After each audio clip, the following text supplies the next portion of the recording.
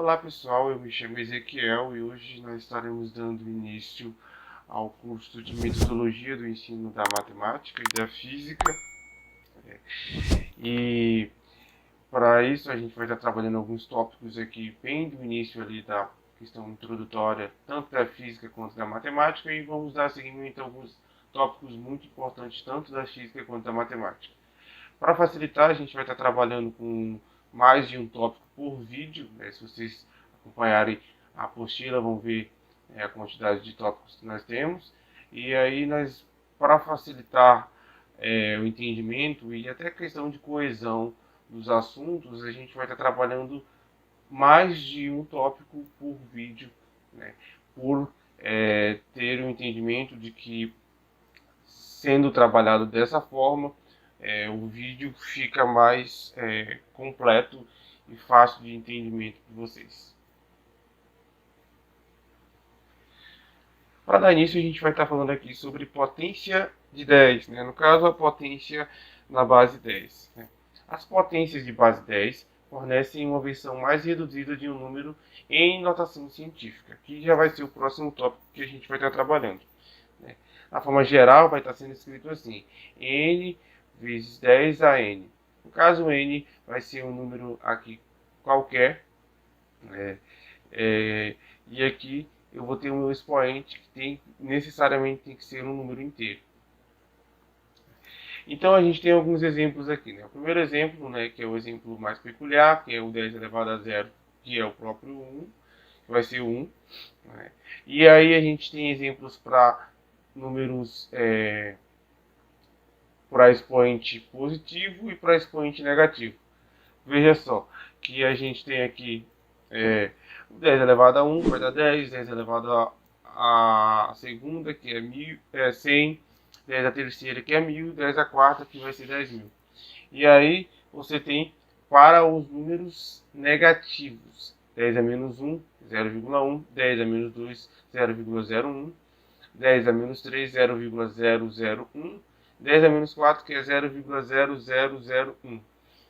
Perceba aqui que a quantidade dos zeros vai ser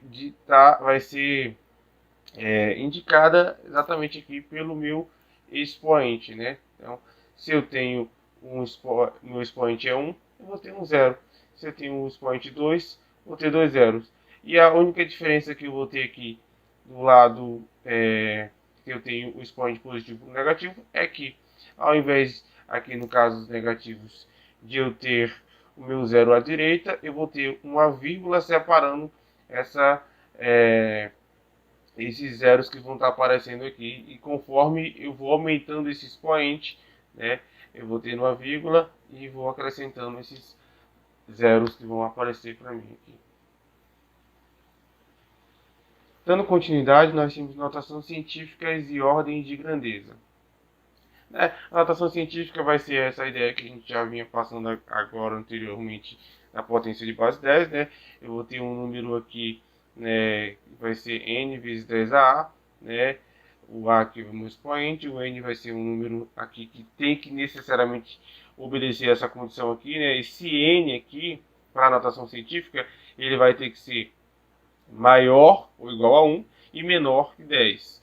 Ele tem que obedecer essa seguinte regra aqui. Essa é a condição para que o número seja corretamente, eu digo, corretamente escrito em notação científica. Então, possa ser que apareça um número que não respeite essa condição, possa ser que sim, mas aí ele não é considerado um número escrito de acordo com a notação científica que é estipulada dentro, né, das regras, né, de metodologia científica. Dando seguimento, nós temos a questão da ordem de grandeza. Né? A ordem de grandeza vai servir para que eu consiga mencionar algumas questões, alguns termos científicos que são ou muito, muito grandes ou muito, muito pequenos, né?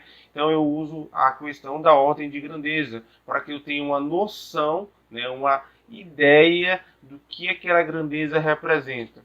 Por exemplo, aqui eu tenho Então, essa questão da ordem de grandeza vai servir para que eu tenha a dimensão da ideia de uma grandeza, como o próprio nome diz. Então, se eu quero, por exemplo, saber a ordem da grandeza da distância da Terra para o Sol, eu vou ter uma notação para isso, né? E como é que é feita essa notação? Ela vai ser feita que você vai ter um termo em notação científica, né, uns números em notação científica, né, e ela geralmente vai ser tirada aqui pela média, né, e essa média vai ser, a média aritmética vai ser 5,5. Então, se o meu A ele for menor que 5,5, a ordem de grandeza vai ser o próprio 10 N. Ou seja, o número que vai estar elevado aqui vai ser a minha ordem de grandeza. Então, se o número for 3,5 vezes 10 a nona, então esse 10 a nona vai ser a minha ordem de grandeza. Caso eu tenha o A maior que 5,5, a minha ordem de grandeza vai ser 10 a N mais 1. Então, por exemplo, aqui, nós temos os exemplos aqui. Velocidade da luz no vácuo, 3 vezes 10 à oitava. Né? Então, a ordem de grandeza da velocidade da luz no vácuo vai ser 10 à oitava. Por quê? Porque o meu 3, veja que ele é menor que 5,5. Se ele é menor que 5,5, então a ordem de grandeza permanece com a base 10 a n. Quem é meu n? 8. Então vai permanecer o 10 à oitava. A duração de uma piscada de uma pessoa. Piscou aqui, ó, 2 vezes 10 a menos 1. A ordem de grandeza vai ser 10 a menos 1. Por quê? Porque 2 é menor que 5,5. Né? Mas aí eu posso ter questões. Então eu só vou analisar aqui essa questão do número ser maior ou menor que 5,5. E aí, respeitando essa regrinha básica aqui, eu determino a ordem de grandeza. Dando prosseguimento, nós temos a questão das unidades, né? O Sistema Internacional de Unidades, né? Que é um conjunto de unidades de medidas correspondentes às grandezas físicas fundamentais e suas derivações. O que acontece? Essas unidades básicas, elas foram criadas e estipuladas, né, com vários acordos científicos internacionais para que, quando um cientista lá na China falasse algo a respeito de física, de matemática, de qualquer coisa que representasse um fenômeno da natureza, alguém lá dos Estados Unidos ou aqui do Brasil conseguisse entender o que estava sendo escrito, o que estava sendo citado ali. Né? Então, os artigos científicos, né, por exemplo, que são escritos geralmente em inglês, que é uma língua internacional, você precisa que os termos que você está indicando aqui naquele artigo, eles sejam de compreensão universal. E para isso nós temos aqui, né, essas unidades internacionais, internacionalmente conhecidas, né? Então essas são as grandezas físicas fundamentais, né, onde tempo, massa, comprimento, temperatura, quantidade de matéria, corrente elétrica e intensidade luminosa.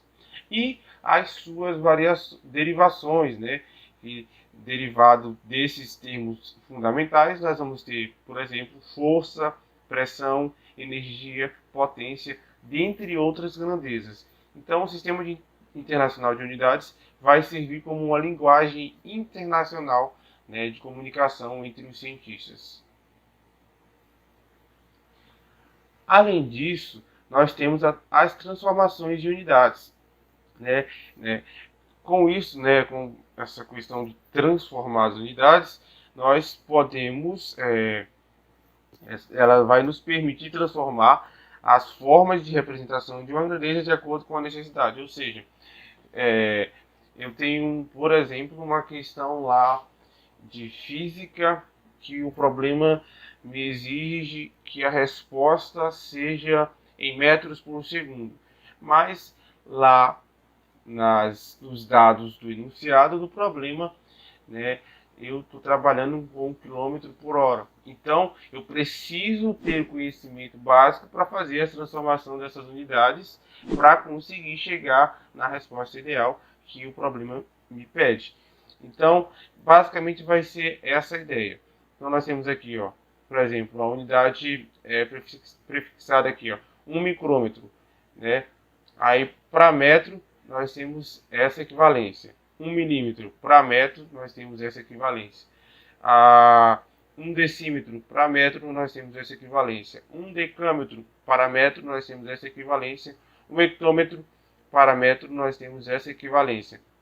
Então, sempre que eu quiser fazer essas transformações, né, se eu quero ir do maior para o menor, eu vou multiplicar por 10. Né? Se eu quero chegar aqui, né, eu estou vindo do menor, né, das menores unidades para ir para maior, eu vou dividir por 10. Né? Nesse caso aqui, para essa questão do metro, né, que é o comprimento. E aí nós vamos ter também essas mudanças similares para o tempo, mudanças para massa também, que são as unidades fundamentais, né? Então, essas transformações de unidades, elas são importantes porque alguns problemas que você pode encarar aí nos seus vestibulares, possa ser que surja essa exigência de você fazer as transformações de unidades. Então, é bom a gente estar estando aqui. Mas então, pessoal, é isso aí. Eu espero que vocês tenham compreendido. Era isso que a gente tinha para passar hoje. Muito obrigado, valeu. E aí, beleza? Fernando Vale aqui. Tô passando só para lhe dar um recado bem rápido para você que acabou de ver essa aula e que gostaria de assistir as outras aulas desse curso. Bem, é bem fácil. Basta você clicar no link que está na descrição desse vídeo ou acessar www.novacursos.com.br. Fazendo sua matrícula no nosso site, você tem acesso a todas as aulas do nosso curso e mais centenas de outros cursos, além de fazer avaliação, e caso você queira, você pode adquirir o certificado por apenas R$ 29,90. Então, esse foi o recado que eu queria dar e aguardo você no nosso site e aguardo sua matrícula. Um abraço.